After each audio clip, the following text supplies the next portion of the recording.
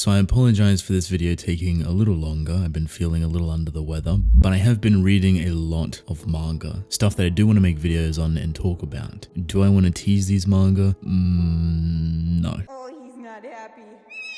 But I will say that they are very relevant. I have never talked about them before, and they should hopefully make for some very interesting conversations. With that, however, I want to talk about Sukuna today, specifically in relation to the Culling games and more so Yuji's inner demon trope in general. The concept, the architecture for it. I find Sukuna very interesting. The way Akutami handles the inner demon trope, and then also Sukuna's involvement or whatever type of showcase we may potentially get within the Culling games.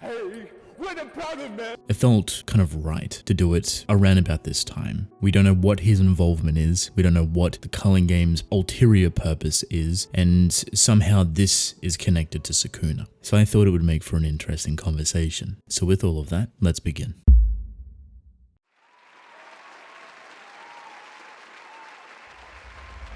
Starting off, let's talk about inner demons, or inner entities, inner powers, and the trope that it actually is. I'm more than positive that a majority of you have probably read a story that has something like this, some sort of inner demon or inner power, and usually within the main character, but not subject to just being them. To me personally, these are inherently a fun concept. There's a lot that you can do with them, but you have to be very careful. As soon as you create a main character that rotates around the inner demon, inner power trope, there's a lot of difficulties that come with it. Stuff that can negate your main character or make them feel fickle or worthless or not as important as one should be. And this is inclined to only the main character because you want your focus to be on that main character. You want them to feel like they're their own person, their own identity, and if you have this inner demon concept, sometimes they can conflict, especially in the showcase of shonen series specifically, and that of power. For an example, if the only way your main character is relevant or powerful to begin with is because of that inner demon trope, you have a little bit of a problem. You have a little bit of an identity crisis. And if you don't do the groundwork to separate them from each other, the only reason your main character is only going to be relevant or powerful or can keep up with everyone else is because of that inner power. This can easily make your main character feel fickle or fake, someone not worthy of being within the main spotlight because their true appeal, and the only reason they can be within this main cast of characters is because of something or someone else. So how do you remove this? How do you bring attention to an inner demon or an inner power that usually has to be more powerful than your main character, but not have your main character solely rely on that inner power? How do you make them their own being? How do you make them thrive in their own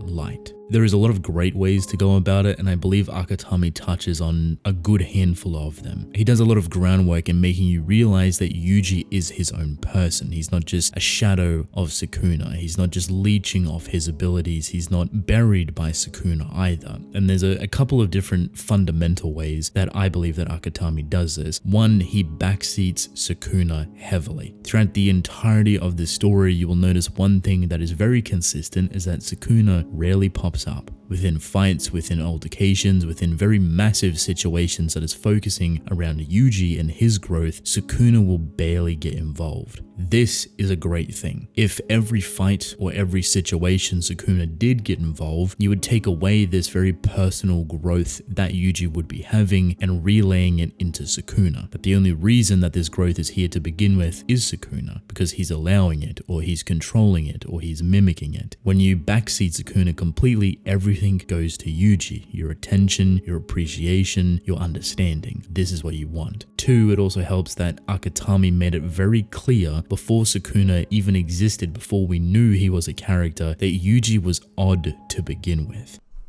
And this has been built upon throughout the story quite a bit, and honestly plays the biggest contributor to Yuji being a very deep-rooted character, prior Sukuna even being there. How he introduces this is quite literally within the first handful of chapters or the first episode. Yuji is not a normal person. He is too quick, he is too powerful, he has far surpassed the human limitations, quote unquote. This is without Sukuna, and showing you something as simple as this leads you to an idea of something more. So when Sukuna does actually come into the story for the first time, they actually aid each other quite heavily. You can play into the idea that Yuji can hold Sukuna because of his power, because of how strong he is, because of how fast he is, because he doesn't have these normal human limitations. He's not a normal human being. And you don't know where that comes from. You don't know why it's there to begin with, but it does raise your eyebrow at the beginning of the story. The funniest thing about this is that Akutami rarely plays on this within the story. It's not until much later on where you actually find out where Yuji comes from. But even then, it's not a clear explanation. It's not concrete evidence on why Yuji is as powerful or as fast as he actually is. It gives you some sort of understanding, but doesn't give you one-to-one results, and this is for the best. So that first introduction to Yuji prior Sukuna is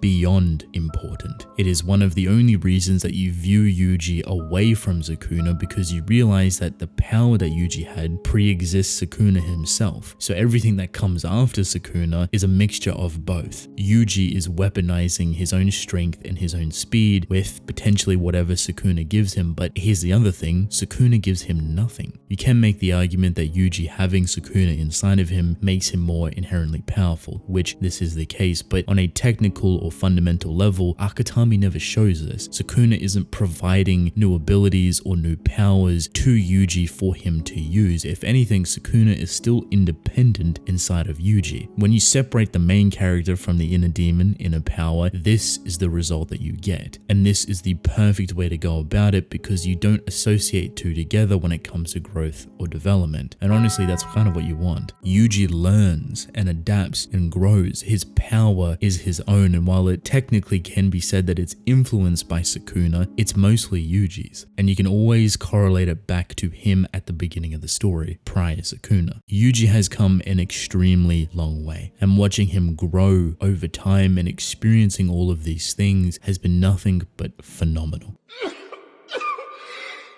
And absolutely none of it has been pulled away because of Sukuna. None of Yuji's importance, none of Yuji's responsibility, none of Yuji's emotion, none of it has been drawn away or influenced by Sukuna. Structurally, this makes a lot of sense. Sukuna could do a whole lot more to mess with Yuji, but you start dealing with semantics, you start dealing with progressional or growth issues with Yuji and Sukuna, and they overlap a little bit too much, so the best way is to keep them apart as much as possible. When Sukuna comes back, when he overtakes Yuji's body, it is a massive development point. It is a massive change. You'll notice that as much as it does focus on raw power or strength or Sukuna just obliterating someone, you actually find out more about Sukuna. You find out more about his emotions, his mindset, his mentality, and this is where kind of the more beautiful side of the inner demon trope truly lies. Sukuna is just feared as this hideous monster, someone that no one wants to deal with, but him taking over Yuji's body provides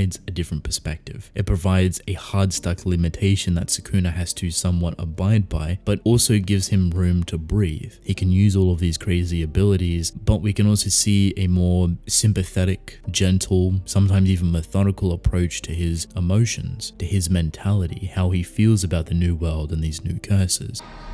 And we've seen this within Shibuya. What's really great about all of this is that when you provide this line of growth to Sukuna when he's in control, it also trickles in to Yuji, because Yuji is directly experiencing these things in a very negative way. So all of the destruction, all of the death that Sukuna causes when within Yuji's body is something that Yuji has to face himself. And if you've noticed, he doesn't blame Sukuna directly. Everyone else does. Everyone else understands Yuji's position, but Yuji blames himself. Not only does this showcase how powerful Yuji's mentality is, but it also reiterates his integrity, his internal growth, that he wants to become stronger, that he wants to understand himself, that he wants to learn more and more things so he can keep Sukuna under control. And while all of these disastrous things happen, it does waver his mentality. He's not hard stuck in this one perspective. The reason Yuji understands this is because he's the one experiencing it first firsthand, so his perspective needs to change. It needs to open up further. He needs to understand Sukuna more so he can understand himself more, so he can control Sukuna, so he can become in tune with everything else. When I put it like this, it sounds super all over the place, but Akutami likes to boil it down to a very somewhat human interaction, very one-to-one. The biggest lingering issue that comes with this, and it's not problematic, more so just for Yuji's sake, is that this is slowly breaking him.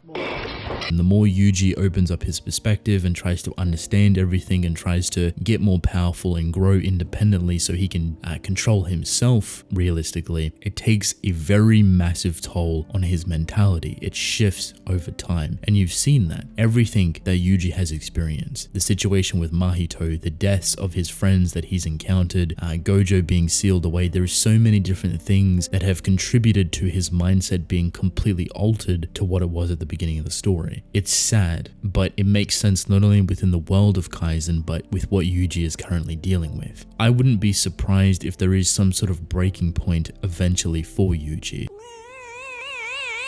It's something that I constantly reiterate because his mindset is currently showing it. That if we continue down this path and Sukuna does continue to contribute to these deaths and destructions that Yuji has to first-handly experience, it will most likely break him in the future. But the steps that he took for growth and for that independent nature will help him heal over time. He may bounce back a little bit quicker, but he will be different. For me, I really enjoy Akutami's approach to the inner demon, inner power trope. The concept itself can be played upon in many different ways, but just the sheer simplicity of Kaizens with Yuji and Sukuna being so direct and backseated and influenced in so many different ways, honestly sublime. It's something that you don't even have to pay attention to. It's something that can easily be glossed over, but when it does come out, when it does get played upon, you notice it instantly. And these are the questions that you ask. What's going to happen to Yuji? Why is Sukuna doing these type of things? What is the true purpose of Sukuna? How is this going to affect Yuji? And the whole end point of it is that they are two completely different individuals. They fuel each other, most definitely, but they don't rely on one another. And Akutami has made that clear that you can make that very drastic distinction between them.